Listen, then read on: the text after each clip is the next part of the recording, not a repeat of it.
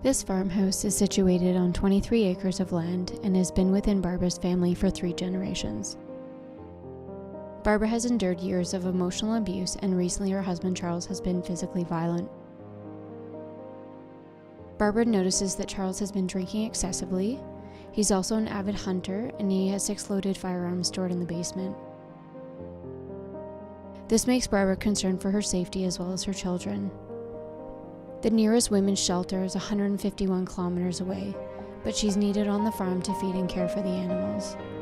As a last resort, Barbara confides in her priest about the violence, and he tells her marriage is for better or for worse.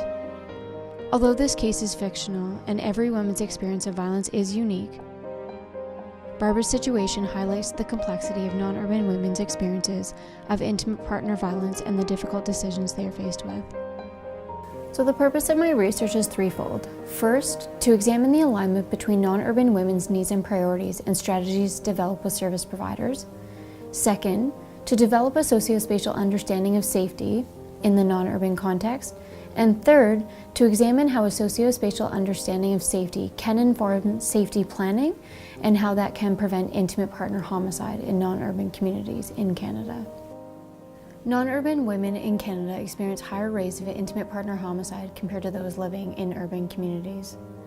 In 2008, a Canadian study found that the rate of intimate partner homicide was 0.9 for non-urban women and 0.16 for urban women per 100,000 population. Additionally, between 2001 and 2015, Indigenous women were 6 times more likely to be killed by an intimate partner compared to non-Indigenous women. Indigenous women are a critical subpopulation for my research because they make up a large proportion of those living in non-urban communities in Canada. Although intimate partner homicides are rare, they are often predictable and preventable.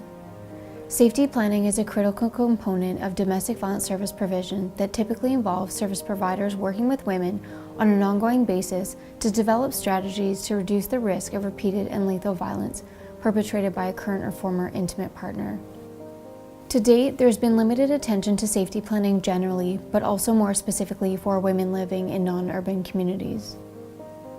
My research involves interviews both with service providers who are working in non-urban communities as well as women living in those same communities who've experienced violence to understand how safety planning can reduce the risk of repeated and lethal violence for this high-risk population. So many women are being hurt by men that are supposed to love them. This research matters to me because I've been affected by it too.